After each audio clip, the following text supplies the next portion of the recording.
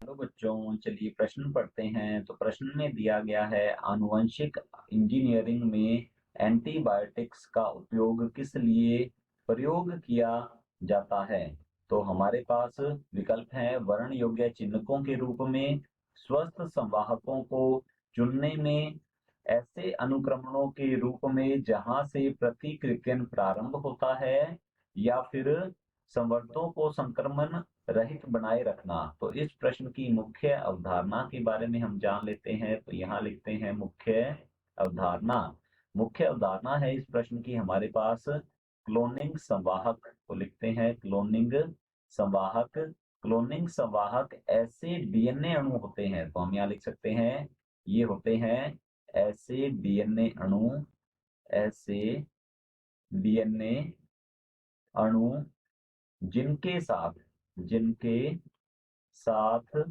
वांछित जिनके साथ वांछित जीन को संयुक्त कर वांछित जीन को संयुक्त संयुक्त कर परपोषी कोशिका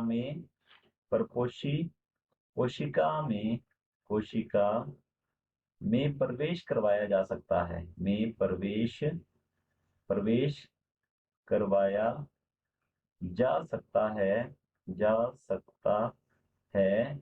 इन्हें कहा जाता है क्लोनिंग संवाहक। अब क्लोनिंग संवाहक जो है, इसकी कुछ एक विशेषताएं होती हैं। पहली विशेषता है प्रतिकृति का उद्भव स्थल। तो यहाँ लिखते हैं इसकी विशेषता है पहली, प्रतिकृति का उद्भव स्थल इनके अंदर होना चाहिए, जिससे कि प्रकोष्ठी कोशिका में हमारे वांछित जीन की प्रतिकृति हो सके। और दूसरा हम देखते हैं कि इसके अंदर होता है वर्ण योग्य चिन्हक। तो यहाँ लगाते हैं हम वर्ण योग्य चिन्हक लिखेंगे। वर्ण योग्य चिन्हक जो है ये ऐसे जीन होते हैं। तो यहाँ लिखेंगे ऐसे जीन जो रूपांतरित कोशिका को जो रूपांतरित कोशिका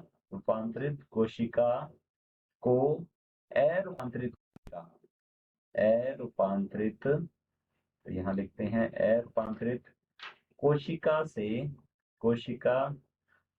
पृथक करने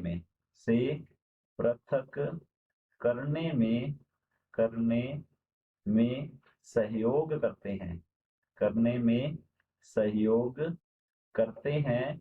ये कहलाते हैं वर्ण योग्य चिन्हक।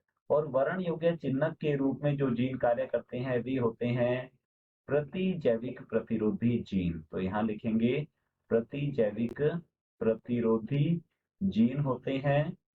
और इन जीनों की उपस्थिति का पता लगाने के लिए उपयोग किया जाता है एंटीबायोटिक्स का।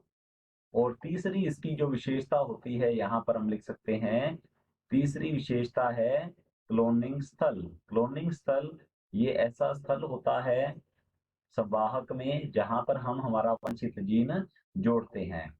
तो वर्ण योग्य चिन्हक के रूप में प्रतिजैविक प्रतिरोधी जीन जो है ये कार्य करते हैं, जिससे कि रूपांतरित कोशिका जो है उसे अरूपांतरित कोशिका से पृथक किया जा सकता है। और प्रतिजैविक प्रतिरोधी जीन जो होते हैं, इनके कार्यों का पता लगाने के लिए उपयोग की जाती है एंटीबायोटिक्स। अर्थात हम कह सकते हैं एंटीबायोटिक का उपयोग जो किया जाता है, या प्रतिजैविक औषधियों का जो उपयोग किया जाता है, यह भी हम कह सकते हैं कि वर्ण योग्य चिन्हकों के रूप में किया जाता है। तो लिखेंगे वर्ण योग्य चिन्हकों के रूप में इसका उपयोग जो है किया जाता है आरडीएनए तकनीक या रिकॉम्बिनेंट डीएनए तकनीक, या जिसे कहा जाता है पुनर्योगज डीएनए तकनीक में। तो हमारा जो प्रश्न है, आनुवंशिक इंजीनियरिंग में एंटीबायोटिक्स का उपयोग किस लिए प्रयोग किया जाता है। तो विकल्प दिए गए हैं। पहला विकल्प है वर्ण योग्य चिन्हकों के रूप में। तो हमारा पहला विकल्प बिल्कुल सही उत्तर है। एंटीबायोटिक्स के उपयोग के द्वारा हम रूपांतरित कोशिका को अरूपांतरित कोशिका से पृथक कर सकते हैं। तो ये वर्ण योग्य चिन्हकों के रूप में कार्य करती है। बी दिया गया है स्वस्थ संवाहकों को चुनने में। तो हमारा बी विकल्प जो है ये गलत होता है, ऐसा कुछ नहीं होता है यहाँ पर। सी दिया गया है ऐसे अनुक्रमणों के रूप में जहां से प्रतिकृत्यन प्रारंभ होता है।